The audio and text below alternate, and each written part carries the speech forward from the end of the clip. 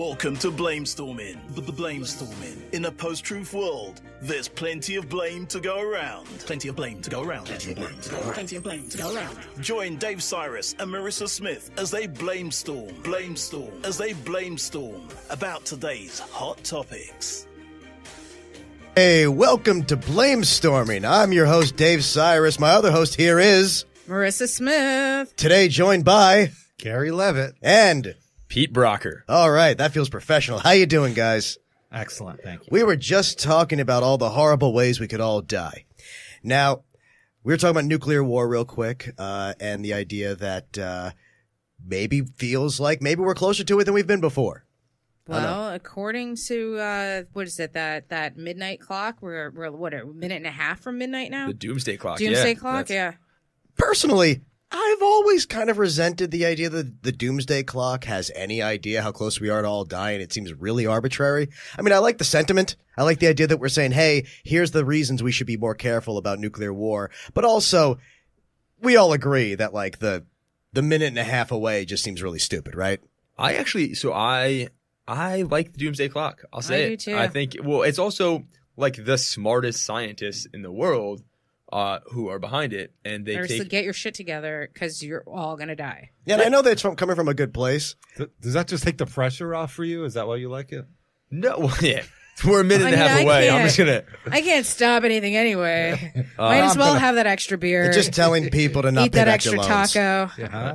I'm gonna have that extra cake. Screw your student loans. Don't quit smoking. As though they could pay them off in the first place. Your watch is just the countdown clock. But I feel like I'm kind of like, I don't know, maybe I'm like pessimistically optimistic because I still do the same thing. Like screw everything. We're probably all gonna die. But at the same time, I took out cancer insurance, so I'm just like, maybe I'll live through this. There's a thing called cancer insurance. Yeah, super specific. I do have cancer insurance, and I have a rider for like exotic diseases.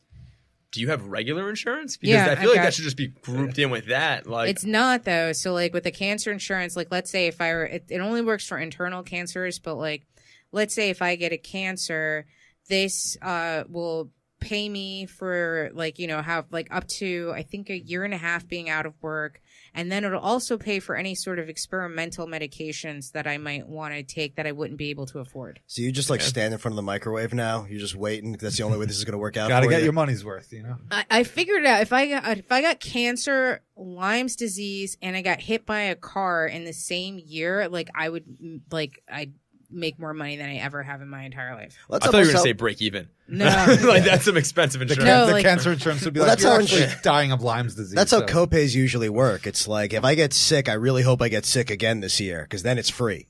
Right. That's like when I first got my health insurance from like my old job. It was like, they were explaining, like, see what you're saying is, if I can break my leg in January, I can get all the cancer I want till December for free.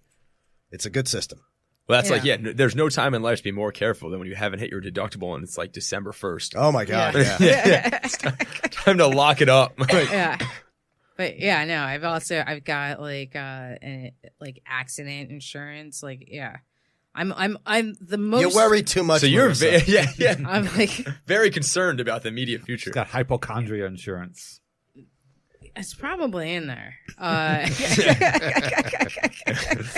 No, it was like super cheap and like at my job there was like we had like a few people that ended up with like brain cancer, and then like after the last one with brain cancer died, then they started offering us cancer insurance that's like literally the cup of coffee like a week. And so like it's like my cancer insurance is probably like $10 a week extra, and Oh I'm my just God, like, there's no way this is a real insurance. Wait a minute. Why are so many people? Where do you work? Are you working at like a nuclear power plant? And no, I work in Connecticut, but like we had 4 people with brain cancer like in my office, and I think only 2 of them died. But like, The problem is the office.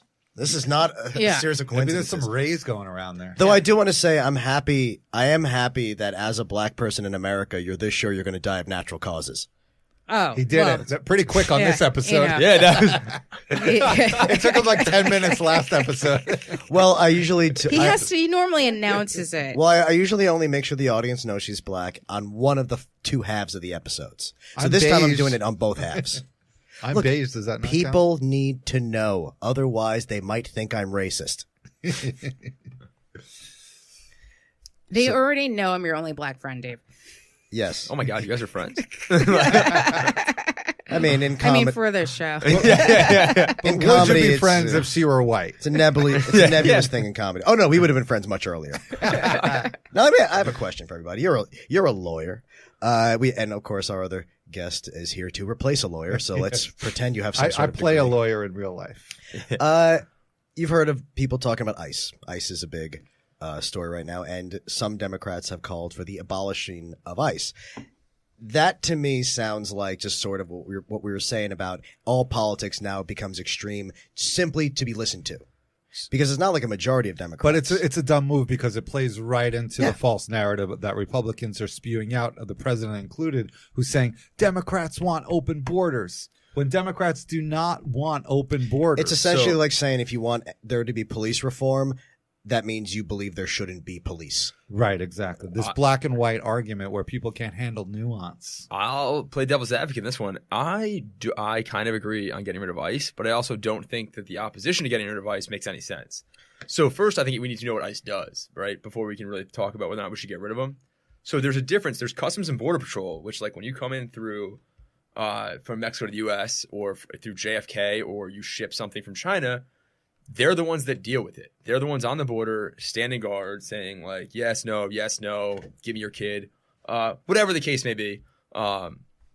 Then there's ICE, which is like the investigative arm, which operates internally in the U.S., nowhere near a border, and says like, hey, you're living a nice life in Philadelphia, working and being responsible, raising some kids. Come with me. I'm going to ship you back to a country you've never seen.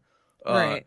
And so ICE has a much different mandate. They do occasionally work near the border. They don't have to work at the border. They're the ones internally who investigate standing deportation orders and things like that and try and kick people out affirmatively who are already in Indiana. They're like the bounty hunters of Border Patrol. Yeah, So they're like, yeah. ICE was involved with capturing El Chapo. Really? Yeah. So that was Sean Penn. I feel like that might just be Like- because No, he was trying to escape on a block of ice that they. well, I knew the DEA was, and the military is actually very involved in Latin America generally and things like that. But the exact problem is that you're bringing up is just on the very basics of the What do optics they of do? it. It's what these Democrats are talking about is replacing ICE. Well, I think With what they're talking about is just merging the responsibilities of ICE with the Department of Justice, which I think it makes sense. I actually have a huge problem with ICE and with any specific role law enforcement, eviction police, immigration police, because what you get is this weird incentive to overplay your hand. Then now they have to justify their existence based on this one metric, and if they do their job really, really well, they don't exist anymore.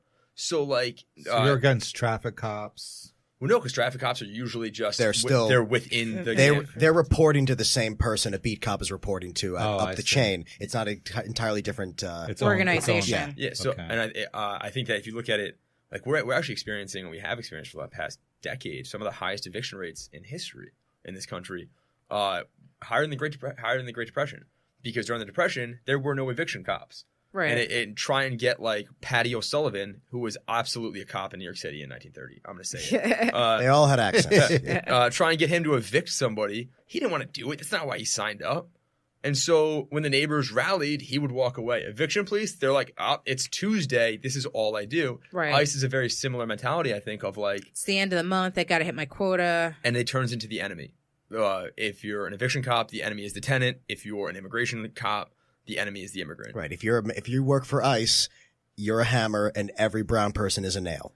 And not to say that there aren't people that joined ICE for great reasons, and like I'll play that card. Like there might be a few good apples, but like, I mean, there are thousands of ICE agents, and honestly, There are a few good apples, but they're being picked by the people they're sending out of the country. and I think the real issue here is that, I mean, once you start creating all of these niche police forces, it's not that hard to create one that deals with political dissidents.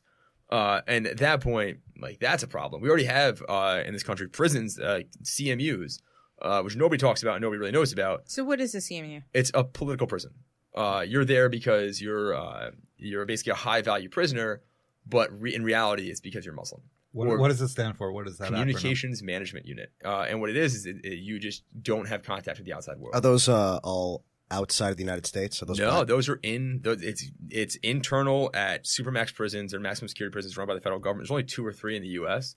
They have the last time I saw anything about it, there were like 600 or 700 people in there, and they do have white inmates in there, like eco-terrorists and things like that. That's nice. But they're called even the guards at the prison will blatantly refer to them sometimes as just balancers. They're there so that the charts doesn't look bad. They have to have a certain percentage, so they don't sway the statistics. And they'll just cycle them through. But yeah, so that is a true political prison right there, and they already exist. So to have, and they're not black ops; they're just run right here. No, they actually, in enacting CMUs, they broke the law. There was a specific procedure you had to go through to enact something like that, and they did not do it. There's been no oversight of it, and there's been no call to reform it because out of sight, out of mind. And that's the real enemy, I think, at the end of the road of these specific police forces, and why I actually really do support, I think, the rolling in of ICE with the Department of Justice and merging it with either the FBI or... I feel like most Americans hadn't even heard of ICE before the Trump administration. I think they all still thought it was INS. Right. Yeah, INS was like, that was a pop culture reference that I grew up with. It was like, oh, it's the INS. So what's the difference between INS and ICE? INS was there's a huge reshuffle under Bush. I think it was under Bush. Of the federal bureaucracy. And one of the things that happened was that the INS was essentially done away with, and CBP and ICE were created with their new mandates, which nobody still understands. Which is why you have things like apparently ICE dealing with El Chapo, even though that would seem to be outside of their mandate. Right. Because they're the immigration police kicking people out. So bringing in a Mexican national to be tried for crimes would seem to not be within their gambit. But that's my 2 cents on why I do like the idea of getting rid of ICE. So that's the problem, is that it's not that getting rid of ICE is something that we shouldn't be talking about. It's that we have a president who doesn't really engage in actual discussions about politics. It's entirely about optics and about whatever he thinks the people who know the least about the issue will agree with. So he hears, that's why he uses MS-13 constantly as this example that every single person who enters this country illegally is essentially responsible for all gang violence. I mean, Trump's coalition, Trump's real base is the hatred of brown foreigners. I know that's a really simplistic way of saying it, but it kind of is. Instilling fear. Yeah. It's about... I kind of agree with that. I do think that there's a square rectangle issue here, because I do think that you can support Trump and not love some of his messages on like the racism and misogyny, because again, I know we were talking about it a little while ago, just the abortion issue. I think really there are so many single issue voters out there who vote Republican because of the abortion issue. But at the same time, guns. If a lot of people are voting just because it's either fetuses or guns that they feel are more important than, everything else, every other issue they could talk about. And they don't like identity politics coming from the left as well. But I think I do think that if you are racist in America or you are misogynist in America, you are Republican. Yeah, but I also feel like that's an identity. I think that the right is constantly saying that they're against identity politics, but their whole political spectrum is based on their own identity of either being religious or white nationalists, or that they're conservative fiscally or whatever, which is their own identity. Identity politics isn't something to be celebrated, but usually when people say how much they hate identity politics, what they really mean is I hate the fact that with other people. What they mean is I hate the fact that I lost the culture war. And the Republican Party banked on a culture war that they lost spectacularly with anti-gay, anti-black. They relied on the Southern strategy. They relied on a lot of things that did not work. And now they are finding themselves trying to completely reimagine the party based entirely on worshiping one of the worst pieces of shit in American history. Yeah. Democrats have no message. And I don't agree with that, but sorry, go on. I think one thing that they should do is kind of showcase somehow, and unleash some sort of marketing campaign where you showcase all these kids that are shooting up schools. They're all white kids. The face of a terrorist is always a brown Middle Eastern person that looks like me, when it's really white people that are shooting up schools. Wait, did you just call yourself brown? Sorry, and Middle Eastern. I thought you were Italian. I've been removed from an airplane before. I was going to say Lithuanian. Because you were Trump. I was going to say you look Lithuanian at worst. Yeah, I look whatever you want me, whatever you see. I'm like kind of a chameleon that way. But I have been removed from a plane because the flight crew, quote, didn't feel comfortable flying with me. Did you have your pants on? What else happened on that flight? Word of advice, do not read the Quran on an airplane. Wow. While on shrooms. Yeah. Yeah, but I don't know. I do think the Democrats have no clear message. I think the problem with that is that you can't have a clear message unless that message is some sort of catastrophic break from modern society. The problem is the message has to, the only message people respect is something completely different than the world you have. So if you think that Obama's America was kind of in the right direction, they're basically saying, I'm too bored to be happy with that. Wait, I think here's the issue with the Democratic Party, right? Mm-hmm. Democrats are telling people to read Time magazine, and the Republicans are saying, hey, I have porn. It's a race to the brainstem. Like the Republicans are saying fear, hatred, anger. Boom, you're my party.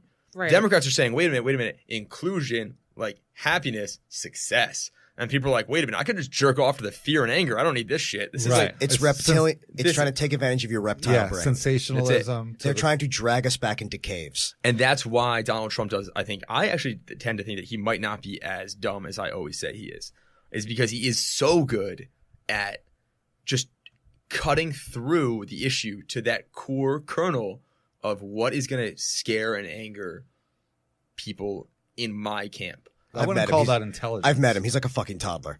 He's so. Did you meet him? Yeah, he is ridiculously stupid. He can't even have a basic conversation. All right, you got. And I can't tell that much of the story because of NDAs. But I actually recently had a conversation with someone else who knows someone who is about to. Either someone who just left or was about to leave the White House, and said the dangerous thing about him is I've had arguments with people who didn't know. I've had arguments with people I disagreed with. I've never had an argument with someone who didn't know what they were saying.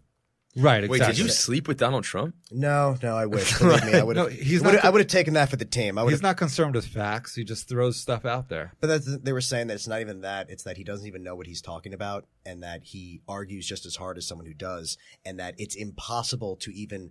You can't really have an argument with him because he doesn't even understand what he's saying. Exactly. Well, that's the entire right. That is how he has captivated his audience. And that's the strange thing is because the right has such a short memory. Because I was just listening to this segment on MSNBC, and they were talking about how he ran like back in '99 under like Ross Perot's party, and so he was talking about Buchanan, and he was saying how Buchanan was a Reform Party, and that like Buchanan was racist and he was sexist and he was against the gays and he was against the blacks, and he can't believe anyone could possibly follow someone that was so divisive and was like trying to like divide voters so much, and like you actually believed him when he said that he thought that Buchanan was wrong for saying all these divisive and disgusting things. He also said they were wrong for having David Duke part of the party.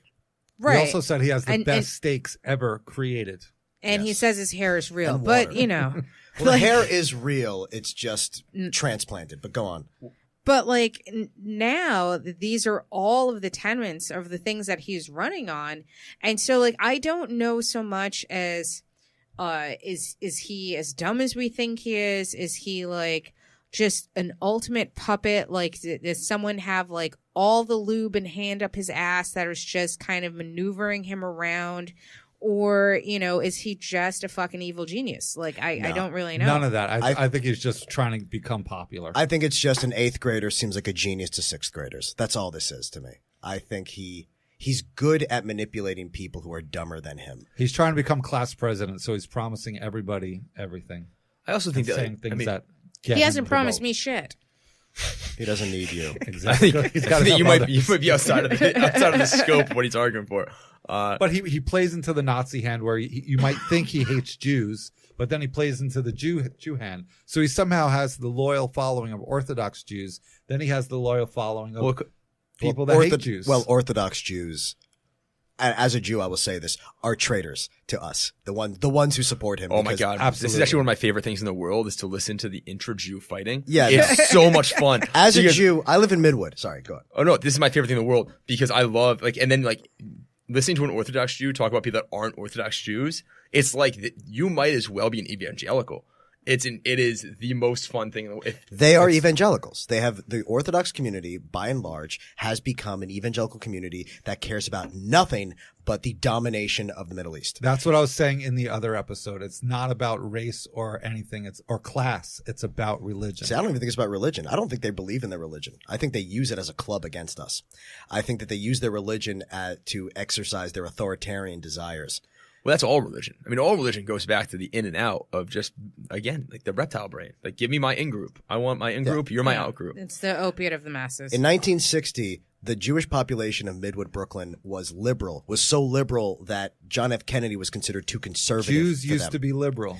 And Jews are still liberal, just not the religious ones, because religious Jews have basically decided they care more about being, I think, religious than Jewish. Because they side with the evangelicals who can't wait for them to all die in a fire in Israel when Jesus comes back, which is why they want Israel to be in control, want the Jews in control of Israel.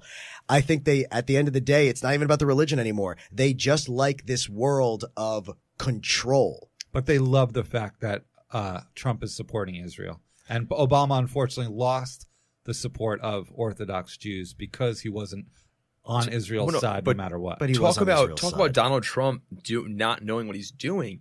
Donald Trump signed a formal document, which no president before him had done, stating that he would never attempt to take Israel's nuclear weapons away.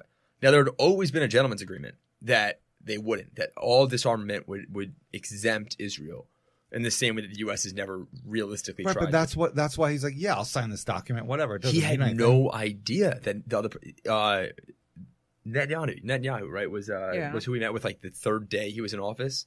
Just showed up with a document and said, "Here, sign this," and he did, and in a way that like only Donald Trump could be that naive and that I know everything. Stupid. Yeah, it's just because Trump supporters believe that the entire world geopolitically is extremely simple and that all these people that they've seen, these politicians, are lying to them and pretending this is complicated to keep their jobs because they don't want to believe that anything more complicated than they can understand exists.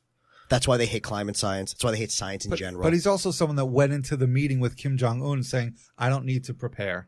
I just shoot from the hip. Well, he said that because he knew that he's not capable of preparing. So it's safer for him to say, oh, well, I didn't prepare after it happens. Just that alone should alarm every American, no matter what you are. The people who support him believe in the concept that you shouldn't prepare for things. The people who support him look at him and say, I think that this country could be perfect if only the president yelled more. They don't really understand the concept of negotiation, of any intricacy of anything. That's why they love him so much. He's telling them the world is actually what you wish it was. An extremely simple place where the loudest person wins, and that's it. They think that he's reversing the concept of intelligence throughout the entire country and that the stupid are smart and the smart are stupid. He's basically doing the same thing to us that happened when the Shah was overturned in Iran and every redneck became the new leader of their prefecture.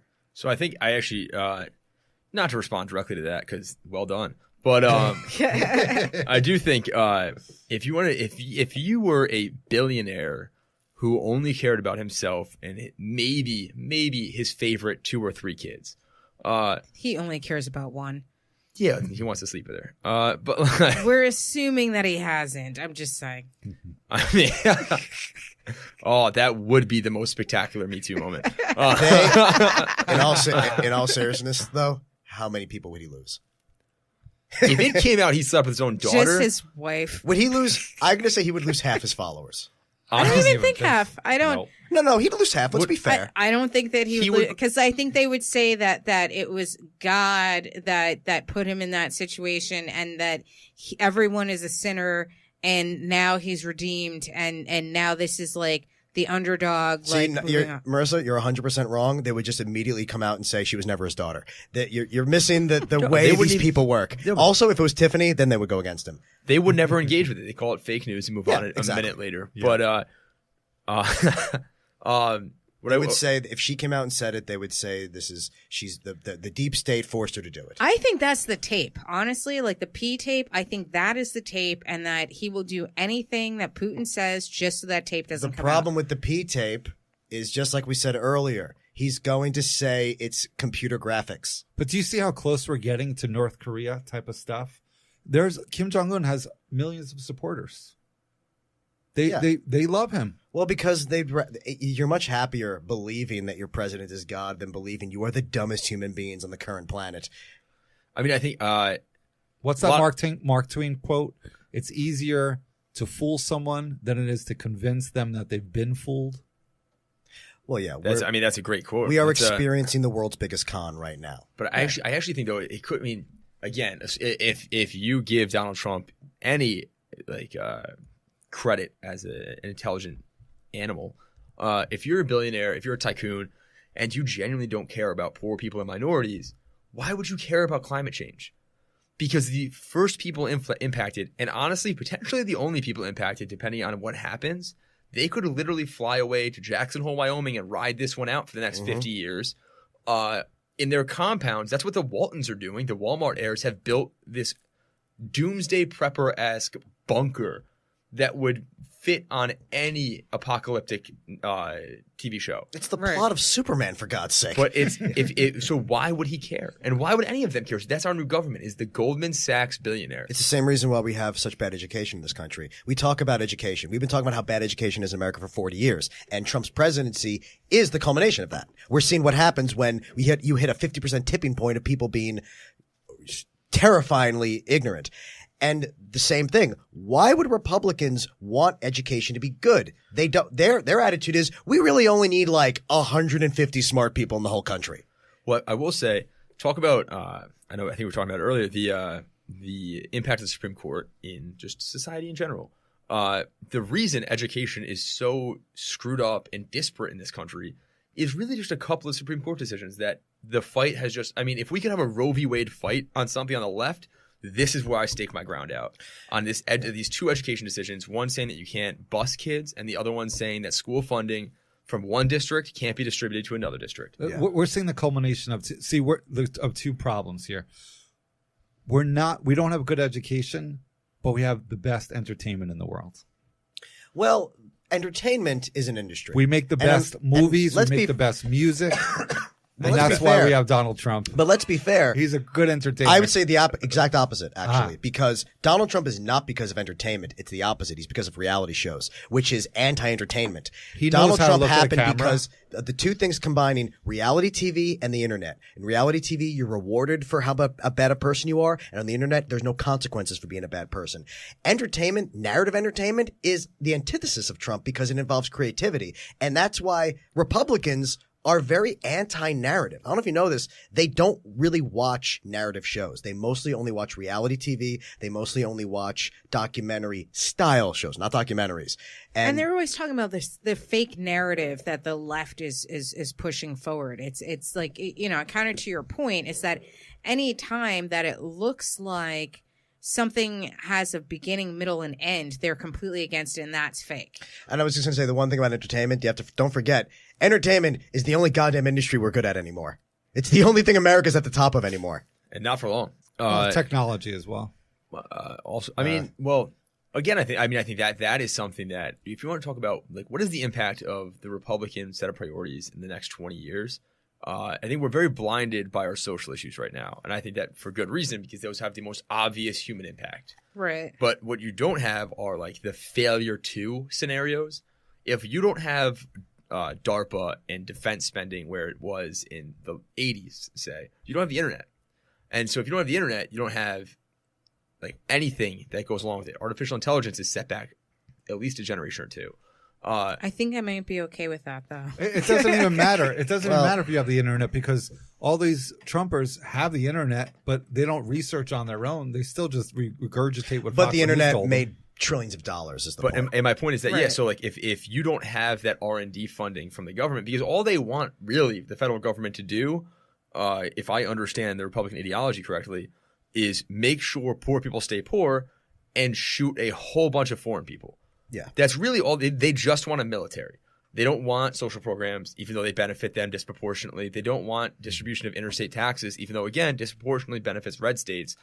They don't want all of the things that are helping them. And so if at the end of the day, all you have is a bunch of F-18s and F-22s, what does that leave out? What kind of medical funding is being pulled? But this is how short-sighted and dumb humans are, because now you can never take Social Security away. Well, People say It's Republicans- going to happen, though. Republicans love Social Security. No, but what you can do is privatize it into oblivion. The problem is they would never say take it away. But if Donald Trump said, "I swear to God, give me the Social Security, I'll do it. I want to do with it, and we're gonna all make," he would not lose It's going one to be bigger support. and better. He would not lose one voter, and it would all be gone. And then they would all say, "Man, those Democrats really screwed up But his if their plan." Social Security check went down 1 month, they'd start to freak out. Sure, but by that point, it's too late. It's too late, and they would never ever blame the person who did it. They would say that they were taking one for the team, that they were making an investment in the future of America, and that this was a sacrifice that they needed to make for the country. I don't think that I really truly don't think that if the Social Security went down, that these Trump voters would they would be fine with it. I really think they'd be fine with it. They don't believe anything negative about him. But no, I think that's even bigger than that. I think even in the absence of Trump, right? Say we're fast forwarding 15 years and Social Security's gone. And Trump's still president. Yeah, well, It's no, going to be like Don Jr. Exactly. But no, I think if you fast forward and then what happens when people are confronted with an unexpected crisis is not that they suddenly become open-minded, right? You never find your new ideology because in the middle of the worst moment of your life, like, oh, I finally reached across the aisle.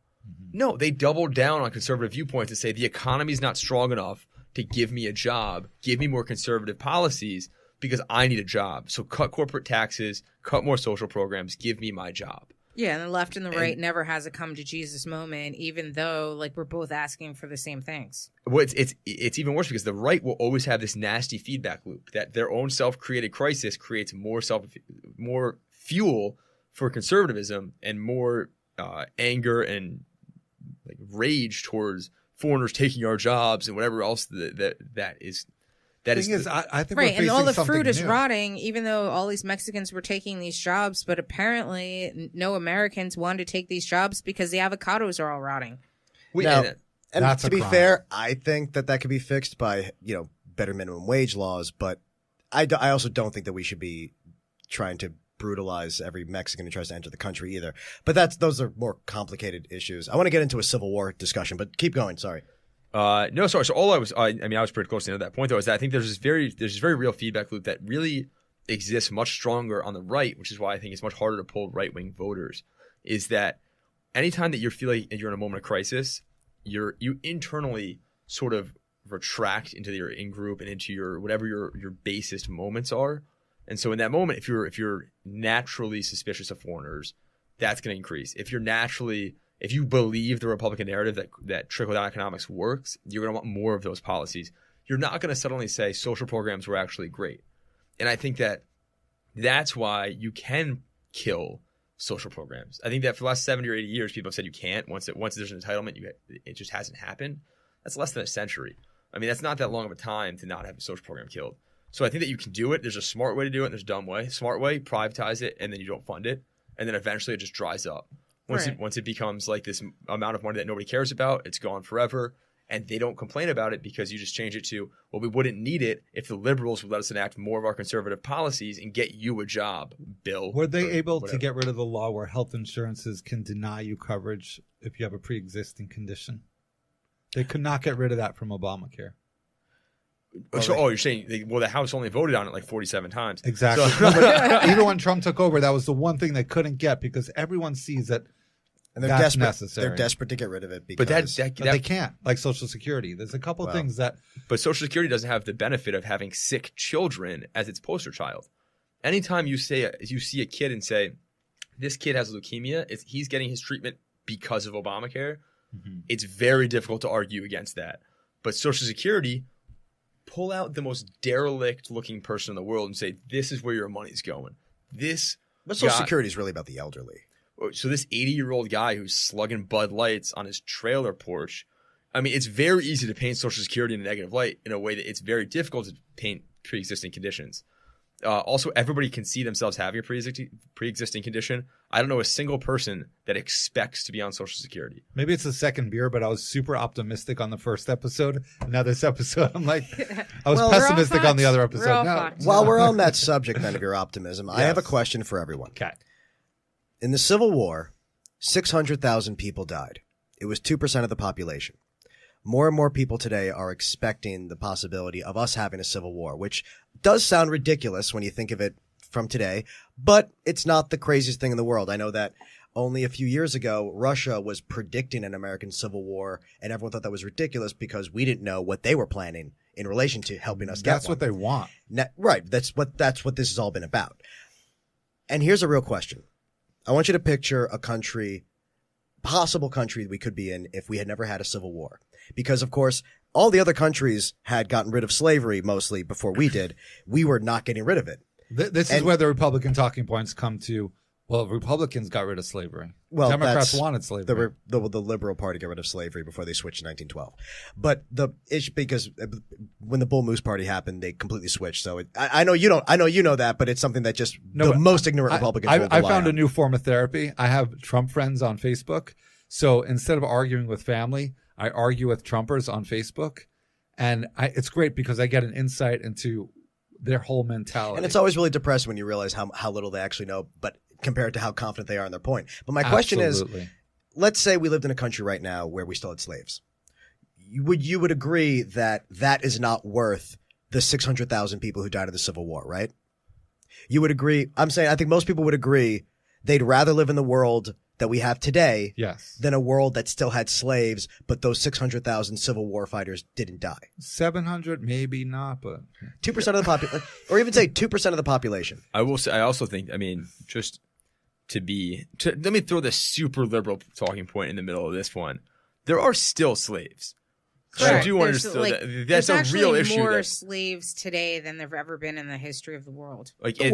And not just like everybody thinks like, oh, sex slavery. No, like true. There are Nigerians and labor and like dislocating families. The whole nine is still happening today. There are not in the U.S. There are there are some examples we find of people from Nigeria or other parts of Africa who are then shipped here to be Bangladesh and to be domestic servants of people from places like Saudi Arabia and India. That does happen a lot. There's even Americans. Like I was reading an article. It was like I believe it was like North Carolina or South Carolina, but that this restaurant owner kept a developmentally disabled black man as a slave for over 20 years. I saw that. And you know, these are obviously things we should be cognizant of. Yeah, because it does happen. But your question is, fuck those 600,000. I didn't get to my question. I didn't get to my question yet. My question was the 600,000 people, the 2% of the population that died so that we would no longer have slavery in this country. We overall think of that as a worthy collateral damage as worth it. Well, also, it's only like really 300,000 because half were on the wrong side of that issue. Yes. So like, I'll go 1% on this one. Like it's 1% of the population that we really lost. The other 1% kind of deserved it. But my question is, if in 150 years from now, you see America and that is an America entirely about who Trump is, where all politicians talk like Trump, all children emulate politicians like that, where our culture is Donald Trump's family, is avoiding that worth losing 2% of our population? Absolutely. I don't even think that it's going to come to that because I feel like... Well, don't fight the hypothetical. I'm going to throw a hypothetical at the hypothetical. So, like, I believe that the next world wars and possibly our next civil war is going to be a cyber war. So like I don't necessarily feel like there's going to be it on Facebook. There's going to be deaths on the ground for sure, but I think that most of the warfare is going to happen through the internet. I think it's going to be like, you know, groups like Anonymous or whatever that are transferring money from one group to another. I think that it's going to be what I'm talking about. Grids. What I'm talking about is what I think is a very possible, realistic outcome of Donald Trump gets impeached, and then hundreds of thousands of militia people decide this is the moment. But I guess the question is, as with all civil wars in human history, where do the security forces come down? Well, and not just the military, but where's the FBI? Where's the Secret Service? Well, we know where's the NYPD. We know exactly whose side the FBI will be on, and that's because Trump decided to make them the enemy, like everyone else who has the capacity to tell Americans what he's done wrong. Yes, right, and that's the group that's going to be able to shut down the grids in Middle America, where these militias are going to be. These are the people that are going to be able to turn off their power, but I think that's water. A departure from the argument. I think that's war still exists. I don't. We don't live in a world without war. No, and I'm not saying that it's not a war, but what I'm saying is that we have the capability of having a more nuanced war than before. I don't think this is going to be blitzkrieg. I don't think that we're going to necessarily have to bomb whole towns. Like, if you really want to get into the nitty gritty of it, like if you have like an entire county of like Minnesota that has turned anti-America, that is so separatist, that is trying to build bombs and terrorize the rest of the country. Right. Literally a tablespoon of anthrax and that entire town is gone. Yeah, but the American government isn't going to use anthrax against people rebelling. No, we fly in bombs in Philadelphia. Yeah. No, we would attack them, but the thing is, it would be a lot more complicated than that. But no, I actually think that you're onto something that we're going to have micro wars. Is my point. I don't think we're going to have this big. We'll have macro ones too. I don't think we're ever. Big. I actually think you're both right, but I think that I actually disagree with your view of a cyber war will always be a nation to nation thing, I think. But the one thing you got to keep in mind is that the people that want a cyber war are kind of more Trumpers, where they just want anarchy. They don't believe in the system. I mean, I think which is that 50% that hasn't voted that we don't know where they fall. You're not going to use a cyber war to stop an army of people with guns. But you're going to actually shoot them. But no, I think that the real risk is, I actually think the closest analog to what we are on the precipice of, which is, again, super inflated. Like, it's a very inflated argument, I will say up front, is Rwanda. In Rwanda, in the lead up, there was Radio Rwanda. And Radio Rwanda was really, in the aftermath, almost credited with the genocide. Without it, it was a but-for cause. Without it, it does not happen, was pretty much the report. Also, France. Just feel the need to call out France for just blatantly supporting the genocide. I think Mitterrand's son was running guns into the country during it. Mm-hmm. So go France and go fuck yourself. Just want to throw that out there because nobody calls him out on it. It's been 25 years and nobody said the balls. It's like they're Turkey and they committed the Armenian genocide. Of course they did. But as far as the cyber war stuff, I'm like maybe 4-6 years ago, liberals thought WikiLeaks was going to save us all. They're, crusaders of justice. Turns out they're not. They're just crusaders of anarchy. No. And it might be the same for Anonymous too. But I actually think where's Anonymous? They just disappeared. No, they're around. They're just anonymous. They're not organized. Yeah. They're not organized. I've met people as part of Anonymous. I actually had a guy from Anonymous say, "Hey, a bunch of Anonymous people are going to go protest a Scientology building. Would you come with us?" Because I was at the time a very popular YouTube guy, and they were who would go to hate groups and make fun of them. Like, "Hey, come with us. We want you as Brick Stone to come." I'm like, "Oh, so all of you will be anonymous." Except me. No thanks. Yeah, I'm not going to do that. I'm going to stick with hate groups, not Scientology. Yeah. Well, they might have had a point on that one. But no, I'm not. Oh, no. Don't get me wrong. I'm not saying you shouldn't protest Scientology. I'm saying I'm a lot more afraid of Scientology than the Westboro Baptist Church. I'm afraid of both. But where I was going with it is that I think that the most likely I actually think that my initial question about the military and the security forces really is definitive in most revolutions, but in all revolutions. I think that what we're on is not that. I think what we're on is private, individual to individual violence erupting in a very chaotic and sporadic way, in the way that you saw in Charlottesville, where just all of a sudden a guy decides to mow down a crowd. And I think that's what we're heading towards. And I think it's going to be pretty one-sided, honestly. I think that. But let's say all the people that signed up to protest in Charlottesville, they I can't remember whatever on the right, whatever the umbrella cause was for that. Let's say that I was a hacker and I was able to get that list in advance of all the people that had signed up so that they could legally protest in that. and I went and I transferred all of their money. Now they can't get gas to drive there. They can't pay for they can't get their tiki torches. They can't get the hotels. They can't get the airfare. If I were able to get that list in advance, let's say, because they needed at least a month's time, and I'm just like, oh, you know something? These guys are all Nazis. Fuck these Nazis. I'm taking their money. This is the kind of thing that I'm talking about, the cyber warfare. But we don't live in a world where that replaced war. But yeah, so I'm confused, by the way, about who would be doing that. Because first of all, I think that if we're living in a world where that's just happening, that's kind of the worst case scenario. Because now nobody's using banks anymore. Yeah, we're just hiding money in our that's the destruction of the monetary But I feel like we're kind system. of already like to that point. No, we're not. Like, we're not at the point where banks don't exist anymore, and then everyone's just stealing from banks. No, I think that we're to the point where everyone is stealing from everyone. Because I feel like I know my identity has been stolen. But you get it back. But there's a rise of Bitcoin. There's not like Chase is like, we lost it all. Like, this is a nuisance. What if Bitcoin replaces banks and fake news replaces news? Well, yeah, but these are all... We're not that these far. Are giant departures yeah, but from, again, reality. yeah, but then, what if porn replaces relationships? Yeah, like, that's... I mean... I get it. We're there. Like... Sex robots replaces But I'm just saying, partners. it seems like a really weird kind of just departure from the argument. Like, Yeah, just talk about a science fiction possibility. I don't really But think we are that closer. it is, though. We are I don't closer. think that it's that... I don't think it's science fiction, but I also don't think that that's...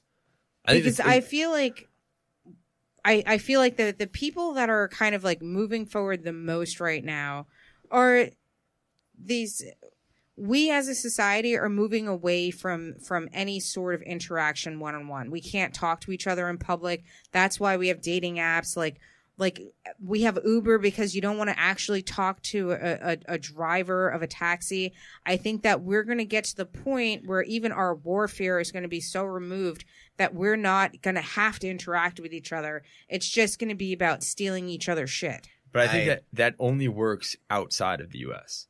Because I think that I agree with you. I think you could do it inside. That's like saying that police brutality will no longer exist because of technology. Like, people will still kill each other.